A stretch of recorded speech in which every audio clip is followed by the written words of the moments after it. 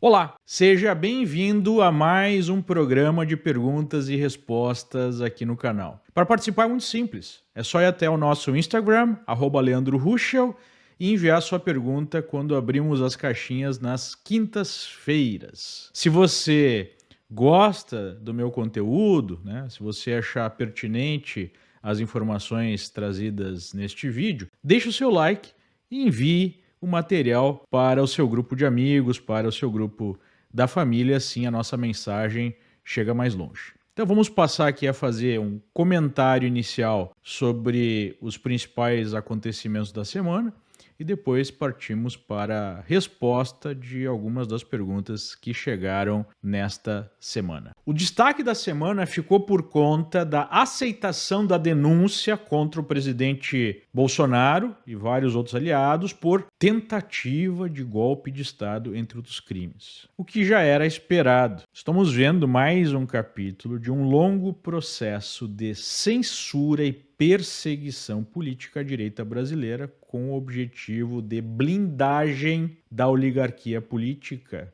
que foi salva de todas as condenações na Lava Jato para retomar o poder e agora reprimir os responsáveis pela revolta popular no Brasil, que acontece desde 2013. É disso que se trata. Então essa história de tentativa de golpe é só uma cortina de fumaça para esconder a verdadeira tomada de poder que foi feita na descondenação dessas pessoas e agora na implementação de um regime repressivo. Só que esse processo não está acontecendo da maneira que o regime queria, porque o que chamou a atenção no julgamento foi a postura dos ministros de justificar todas as arbitrariedades que estão sendo cometidas, todo o desrespeito aos direitos fundamentais, ao devido processo legal, ao ponto, dos ministros trazerem um vídeo editado para justificar as condenações que estão acontecendo, o processo que está acontecendo. O que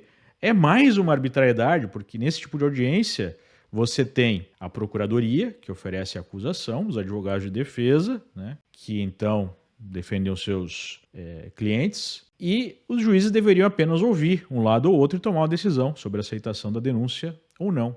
Mas o que acontece é que os ministros, desde aquele famigerado inquérito das fake news, são ao mesmo tempo investigadores, são acusadores, são até mesmo vítimas. Então, nesse caso específico, a gente tem os juízes do caso defendendo a sua própria investigação e a sua própria denúncia, e se defendendo, porque eles foram alvo desses protestos, para apresentar uma prova fora dos autos para justificar tudo o que está acontecendo. E por que isso foi necessário? Pela repercussão do caso da Débora dos Santos, a cabeleireira, mãe de 2 filhos pequenos, sem nenhum registro criminal prévio, que está presa há 2 anos e que foi condenada um pouco antes desse julgamento do Bolsonaro, da aceitação da denúncia, a 14 anos de cadeia por escrever "perdeu Mané" numa estátua com um batom, sendo que ela não participou de nenhum outro ato, nada de vandalismo, apenas fez isso. E isso projeta um símbolo político muito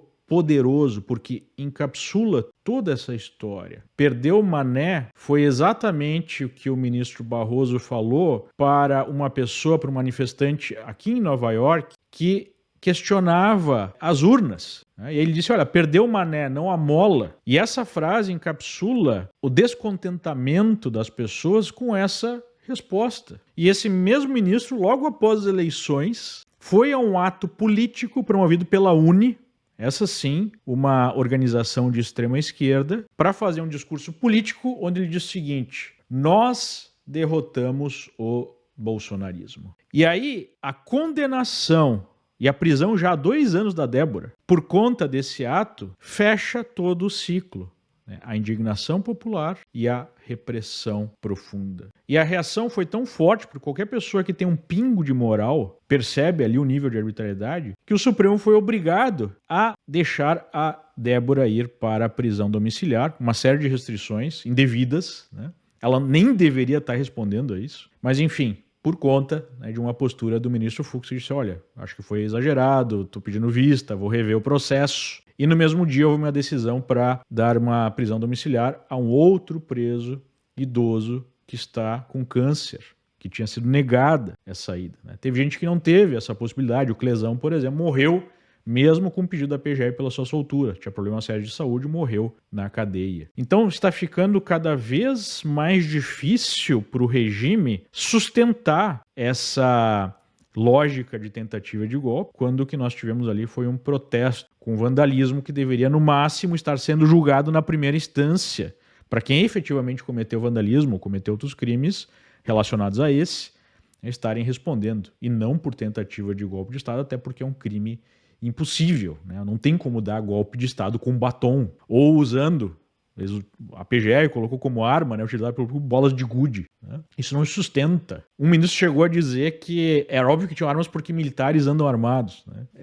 Essa lógica que não está no processo para justificar aí a repressão. E por que isso é importante? Isso demonstra que a pressão popular faz diferença. Foi essa pressão popular que produziu essa soltura, mesmo que temporária, da Débora, né, ou do outro preso lá com câncer, e está promovendo a anistia no Congresso. A militância de Redação Globo à Frente tem ameaçado parlamentares, dizendo que processos contra líderes políticos voltaram para o Supremo a pedido de ministros, justamente para colocar aí uma faca no pescoço dos parlamentares, né, no sentido figurado, para que eles não votem a anistia. E isso sugere que essa coalizão entre centrão político, entre uma série de líderes e Supremo, está se esgaçando, porque existe embaixo a pressão popular.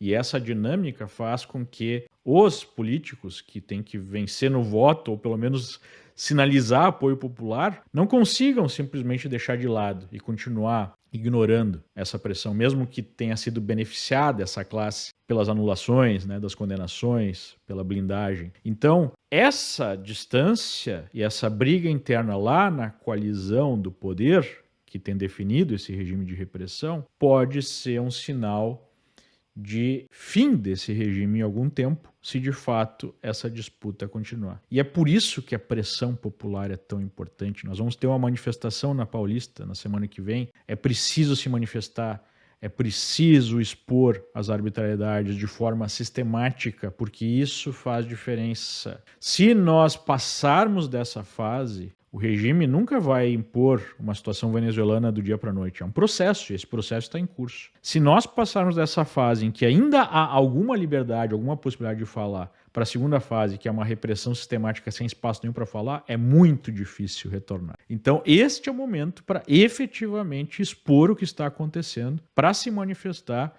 e para exigir a retomada, né, das nossas liberdades, das nossas garantias básicas do Estado de Direito, que nós efetivamente já perdemos no Brasil. Talvez seja a última oportunidade. Feito esse comentário, vamos partir aqui para a resposta das perguntas que chegaram na quinta-feira. O Supremo condenando Jair Bolsonaro estaria fortalecendo o eleitorado a eleger a maioria no Senado, tiro no pé? Não vejo dessa forma, né? Porque se nós tivermos a mesma postura que nós vimos na última eleição, basicamente o que pode acontecer é a censura sistemática à direita, é a impossibilidade até mesmo de pessoas poderem concorrer, ou a anulação dessas eleições caso elas sejam eleitas, né? Olha o que está acontecendo com a Carla Zambelli, olha o que aconteceu com vários deputados do PL, uma mudança de interpretação lá do quociente eleitoral. Então, se você tem um sistema onde quem tem a caneta na mão não quer que certas pessoas de um certo grupo sejam eleitas, é só dar a canetada e impedir, né, que essas pessoas sejam até mesmo candidatas. Então, eu vejo muita gente assim com otimismo em relação às próximas eleições, com essa estratégia de Senado, mas, né, se você tiver as mesmas pessoas com a caneta na mão decidindo quem pode ou não pode ser candidato, ou como essa eleição se dará, né, ou até a possibilidade de caçar esses candidatos, o que adianta? Como pessoas tão simples podem ameaçar o sistema político atual? Caso Débora. Por um motivo muito simples. O sistema é frágil. Veja só, o sistema hoje está ancorado na descondenação de um grupo, né, que foi pego saqueando o Brasil durante a Lava Jato e agora precisa manter o poder através do medo. Porque não é uma única Débora, são milhões de Déboras. E aí a única forma de você controlar essa multidão é colocando o medo para que pessoas não se manifestem, não protestem, não critiquem pela possibilidade de tomar 14 anos de cadeia, de ficar preso por 2 anos, mesmo tendo feito um protesto com batom. É só isso. Com Bolsonaro preso, o sistema irá derrubar Lula do poder? Olha, independente de Bolsonaro preso ou não, o que eu acho que a chance é muito grande de acontecer, o sistema não está contente com o Lula.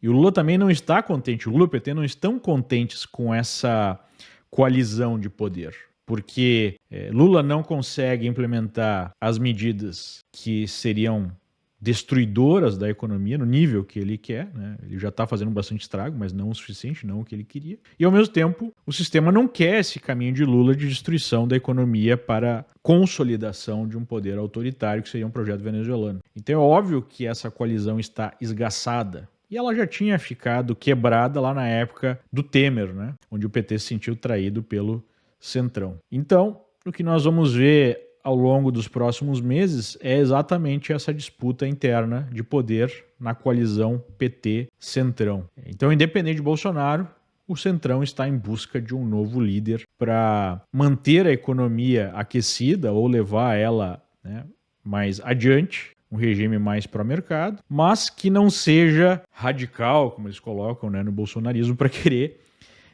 refundar o Brasil e reformar o próprio sistema político. É esse tipo de candidato, esse tipo de líder que eles estão buscando, mas não será tão fácil. E esse vazamento do governo Trump, gostaria de entender o ocorrido. Bom, é muito simples, né?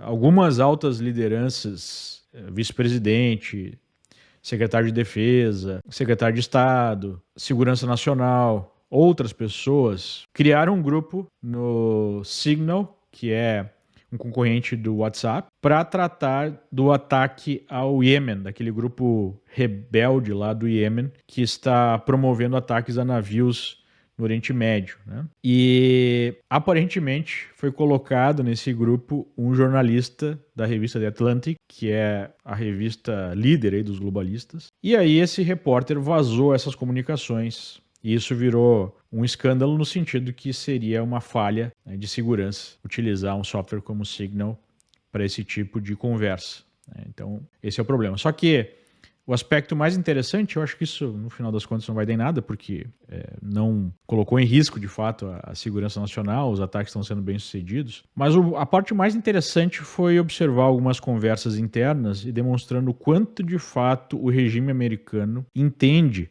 que essa relação com a Europa é uma relação que precisa ser reorganizada. Porque o J.D. Vance, que fez parte desse grupo, colocou, olha, eu não sei se faz sentido nós atacarmos esse grupo rebelde lá no Oriente Médio, já que isso vai beneficiar a Europa. A maior parte do trânsito de navios que está sendo prejudicado, está aumentando o custo, né, das entregas, vai para a Europa e não para os Estados Unidos, porque passa ali pelo canal de Suez.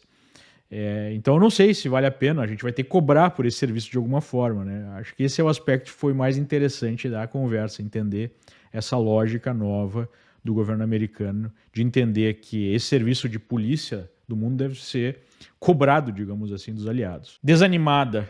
Para nós, só acontecimentos injustos. Para eles, só coisas boas. Trump silencioso. Olha, nós temos que lembrar daquilo que o Churchill falou. Só posso oferecer suor, sangue e lágrimas. Não tem outra possibilidade, porque essa é uma guerra de longa duração. Nós já estamos nessa guerra há muito tempo. É a guerra das nossas vidas. Não vai ser resolvido no curto prazo. Não podemos esperar por soluções mágicas externas, né? Um Trump definindo alguma coisa que vai mudar radicalmente o que está acontecendo no Brasil. A solução é interna, a solução vem do Brasil, mas não é uma guerra fácil. É uma guerra que vai se desenvolver em várias e várias batalhas, né? E como cristão, eu tenho a consciência de que a nossa luta é para a vida eterna, não é para os próximos dias ou semanas. Com a provável prisão de Bolsonaro, qual será o próximo alvo da perseguição? O próximo alvo da perseguição é você, né? O próximo alvo da perseguição, sendo tirado de circulação os líderes do movimento, é baixar, né, para as linhas inferiores, para as faixas de hierarquia inferiores, porque é assim que se desmantela qualquer movimento. Então, cortando a cabeça dos líderes, você aumenta a repressão para qualquer pessoa que tenha a mesma linha de atuação. Então, essa seria a sequência natural de qualquer regime repressivo. Você vai deixando a repressão cada vez mais intensa. Então, minha expectativa seria a consolidação desse regime de censura e de perseguição a qualquer pessoa que tenha uma postura mais à direita. Como eu respondi há uns 2 anos, quando veio o resultado oficial lá da eleição, o Brasil caminha não para virar uma espécie de Venezuela, mas sim uma espécie de China, em que você tem o direito de trabalhar e até enriquecer, desde que você não fale de política e que você obedeça, né, o arranjo de uma espécie de partido único no poder, né, e não questione esse arranjo político, não questione as autoridades políticas. Então, essa seria a situação usual, né? A expectativa usual. Agora, está cada vez mais difícil para o regime manter essa postura. As pessoas não estão aceitando isso de uma maneira tão passiva quanto o regime esperava. Vamos ter que avaliar, né, os próximos desdobramentos. Mas o mais provável ainda seria isso. A situação no Brasil chegou nas últimas fases para de fato ser aplicado o comunismo? Sim e não, né? Obviamente que nós não estamos falando aqui do comunismo aplicado como ele foi na União Soviética, né, através de uma ditadura do proletariado ou coisa do gênero. Então não é esse tipo de comunismo. É o comunismo como uma estrutura centralizada de poder, né? A lógica do Antônio Gramsci, que foi um líder comunista que chegou à conclusão que revoluções na ponta do fuzil e com uma repressão muito profunda não é um regime estável, não é um regime que consegue ficar de pé. Então, o tipo de comunismo que nós temos no Brasil é diferente. Ao longo de várias décadas, se aparelhou as universidades, né, o jornalismo, o próprio direito, as instituições dentro e fora do Estado, e aí se cria um regime de certas medidas que vão concentrando o poder no Estado em favor, né, de uma classe iluminada, vão sendo adotadas sistematicamente. E não necessariamente nós estamos falando aqui da tomada dos meios de produção diretamente, né? Mas indiretamente sim, porque através de sistemática regulação e capacidade de fazer um negócio prosperar ou fazer um negócio não prosperar, você vai tendo o controle direto e indireto do Estado da economia, mas com uma certa liberdade para a economia funcionar, né? Para não morrer de fato. Foi isso que os chineses aprenderam. Eles aprenderam que era preciso dar liberdade para a economia, porque senão eles iam acabar como a União Soviética. Então, é esse tipo de comunismo que nós já temos implementado no Brasil, que está sendo consolidado. A perseguição política que vemos hoje pode ser considerada um ataque ao Estado Democrático de Direito? Não é um ataque, é a destruição. Não existe mais Estado Democrático de Direito no Brasil. Não existe mais devido processo legal. Não existe mais, né, direitos fundamentais. Qualquer fala pode ser interpretada como um ataque às instituições, como até uma tentativa de golpe, e a pessoa pode ter seus perfis bloqueados, as suas contas bancárias bloqueadas, seu passaporte cancelado, ou coisa pior, né, ser alvo de busca e apreensão. Centenas de pessoas já foram alvo disso. E o próprio processo aí contra o Bolsonaro, essa última audiência demonstrou isso, né? Advogados falando que não tiveram acesso à integralidade dos autos, coisa que praticamente todos os advogados dos alvos dos inquéritos das fake news e correlatos têm denunciado, ministros atuando como procuradores, ministros que já xingaram Bolsonaro até de diabo, né? Claramente tem um ódio, não só Bolsonaro, mas outras pessoas que fazem parte do movimento. Ex-advogado do Lula, que processou essas pessoas nos últimos anos, sendo juiz. Então isso não é compatível, né, com o Estado Democrático de Direito, com qualquer senso mínimo de justiça. Isso sim, né, é a destruição da democracia. Moraes foi uma salvação para o Supremo. O que difere ele dos outros ministros? Bom, acho que o que difere é uma personalidade que envolva a aceitação de riscos gigantescos para tomar certas medidas extremamente graves, extremamente agressivas, né? Então, acho que isso que difere. Ele está disposto a tomar esse risco para tomar medidas representando não só os outros ministros, mas toda uma oligarquia política brasileira. Acho que basicamente é isso. Quem vai salvar o Brasil da esquerda? Bom, em primeiro lugar, é preciso entender que não é apenas a esquerda. Hoje, a esquerda é um sócio minoritário no arranjo de poder. Então, não é necessariamente a esquerda. É um arranjo que envolve pessoas que nem necessariamente são de esquerda, mas que querem a concentração de poder, querem a sua blindagem. São pessoas que têm um pensamento autoritário, que basicamente é a velha oligarquia política brasileira, né, que sofreu a maior ameaça em décadas durante o processo de revolta popular, desde 2013, e agora está tomando o pé da situação novamente e consolidando esse poder, né? Então não é só a esquerda. Claro que para esse pessoal a visão esquerdista é favorável, por exemplo, de um Estado grande, de um Estado dominador, de uma justiça arbitrária, né, autoritária.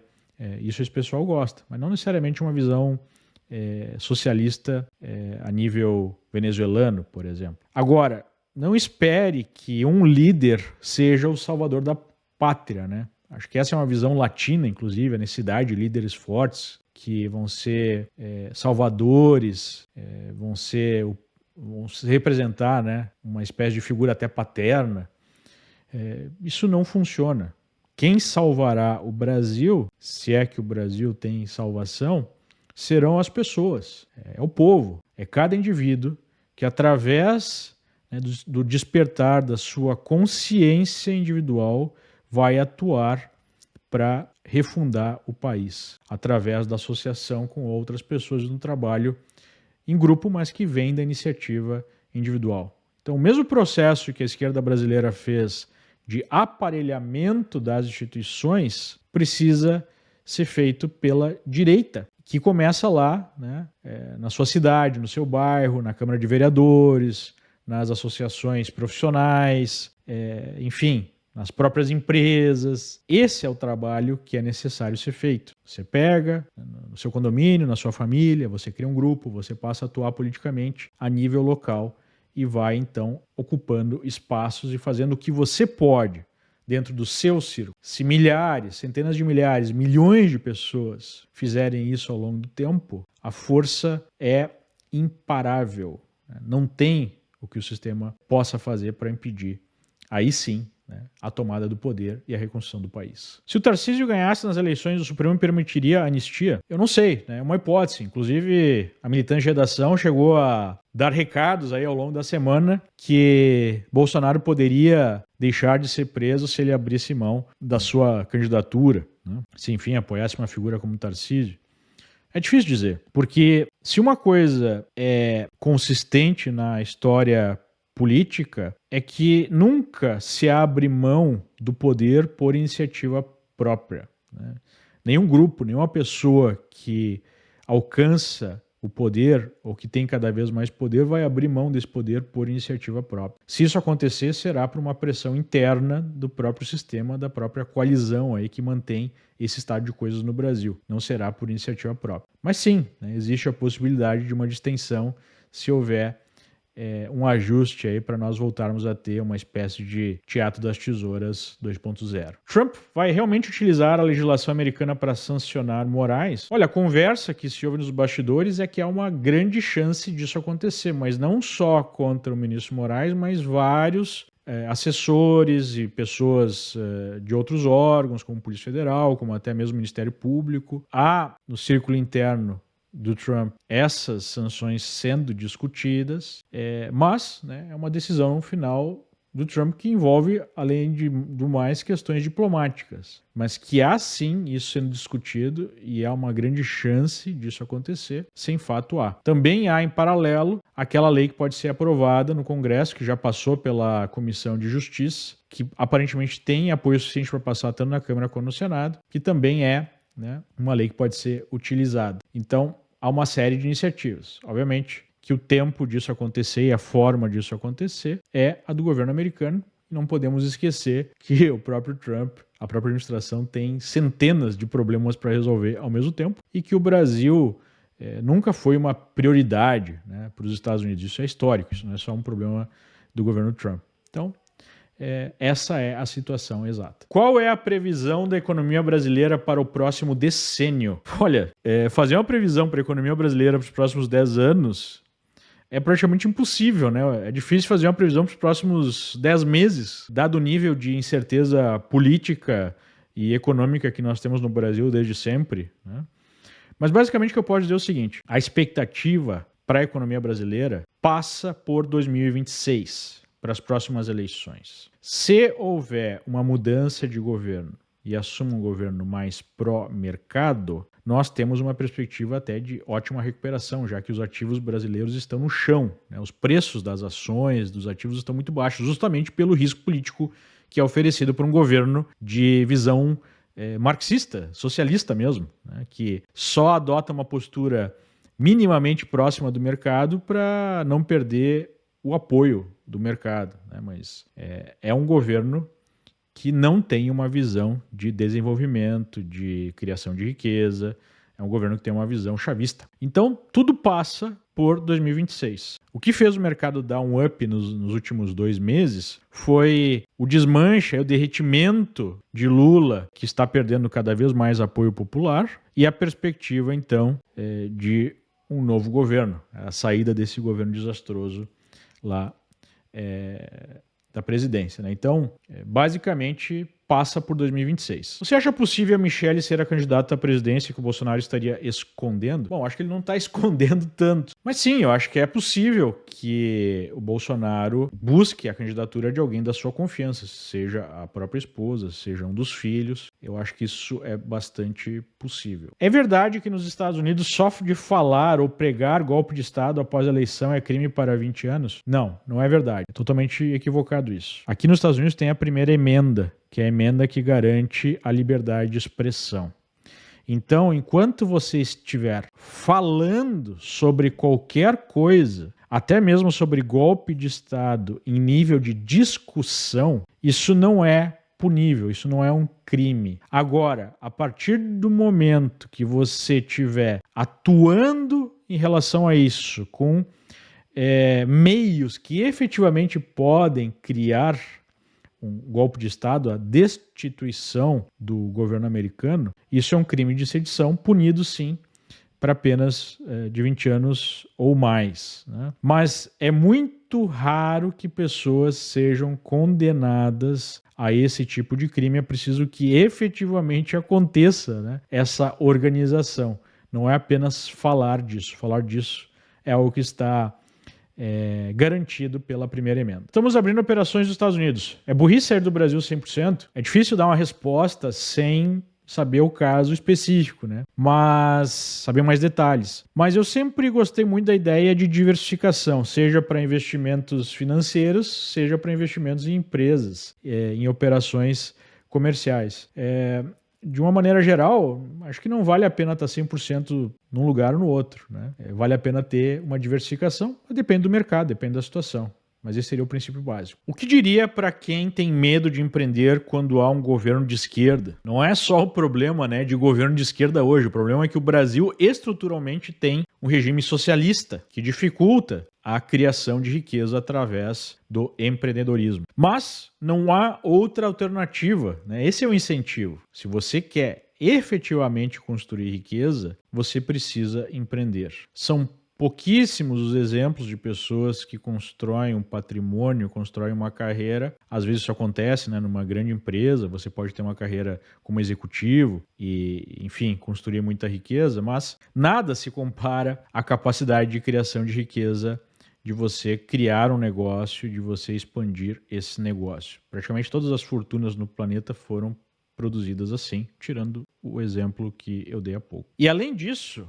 você tem que perceber que há a possibilidade de você empreender no mundo, não necessariamente no Brasil. Qualquer pessoa pode abrir uma empresa fora do Brasil, por exemplo, aqui nos Estados Unidos, e operar no mercado global, tendo uma receita em dólares, por exemplo. oferecendo serviços que são serviços digitais ou outros. Então, são essas duas perspectivas. Uma, que é necessário empreender de qualquer forma, e aí você pode ser inteligente para estar menos, né, exposto aos problemas brasileiros. E dois, você pode empreender globalmente, mesmo estando no Brasil. Como está a economia nos Estados Unidos e a aprovação do Trump? A aprovação do Trump segue bastante alta, se nós levarmos em consideração um ambiente profundamente polarizado. Eu acho que dificilmente nós vamos ver nos próximos anos ou décadas qualquer presidente tendo uma aprovação, né, maior do que 50%, porque há uma divisão na sociedade. Mas dentro da perspectiva histórica de Trump, ele tem uma aprovação alta, né, perto dos 50%, pela média aí dos institutos. Há um índice de apoio popular grande numa série de medidas, como, por exemplo, a remoção de imigrantes ilegais, mesmo a questão das tarifas, por incrível que pareça, é algo popular aqui nos Estados Unidos, né, porque há uma ideia de perda de empregos por parte dos americanos. O que gerou mais divisão foi a posição do Trump em relação à Ucrânia, mesmo assim há uma maioria de apoio.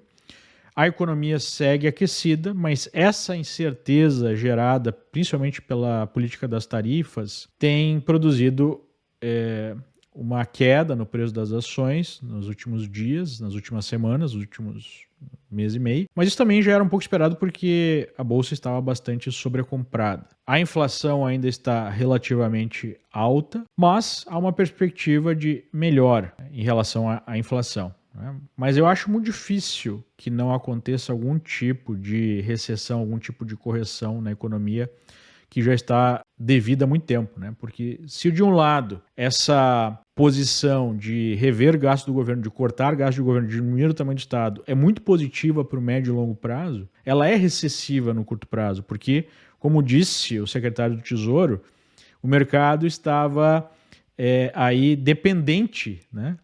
Viciado nos estímulos governamentais. E agora precisa de um detox. E esse detox representa a possibilidade de uma queda no preço de alguns ativos, como as ações, e alguma recessão aqui nos Estados Unidos, né? Então, essa é a situação no momento. Qual a sua sugestão sobre ir embora? Para onde? Estados Unidos ou algum país europeu? Olha, isso passa por uma análise pessoal, né? Tem muitas características. O que você tem que entender é que Europa e Estados Unidos oferecem um estilo de vida, as possibilidades de negócio, até mesmo de evolução pessoal muito diferentes.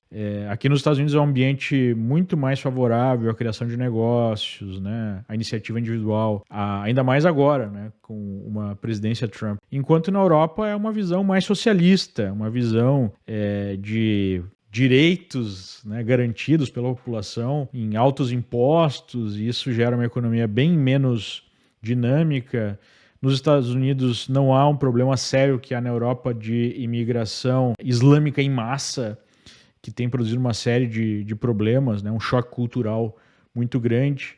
Então, são duas situações muito diferentes. Eu acho que a Europa até pode passar por um surto de crescimento se essa chacoalhada dada pelo governo americano funcionar, né? Da Europa precisar retomar os seus valores tradicionais, mas eu vejo isso com muita dificuldade. Então, sou suspeito de falar, porque eu estou nos Estados Unidos há 10 anos, foi a melhor decisão que já tomei, e eu tenho uma ligação com a Europa, né? Sou descendente de italianos, de alemães, visito bastante o continente e vejo esse problema ou uma série de problemas nos últimos tempos, né? Então, eu escolheria sempre pelos Estados Unidos, mas depende de uma série de características pessoais da sua situação individual. Profissionais de TI podem ter visto de residência facilitado com essa nova visão dos Estados Unidos? De uma certa forma, sim, né? O próprio Trump tem dito que quer facilitar o green card para estudantes americanos que se formem aqui, e o próprio Elon Musk, que é uma figura muito influente no governo, tem defendido a facilitação de green card de vistos para pessoas que possam agregar aqui nos Estados Unidos, né? Agregar com conhecimento, e TI, obviamente, que é uma área vasta, é a nova economia e a falta de mão de obra, né? Especialmente aquelas pessoas que estão no nível mais alto.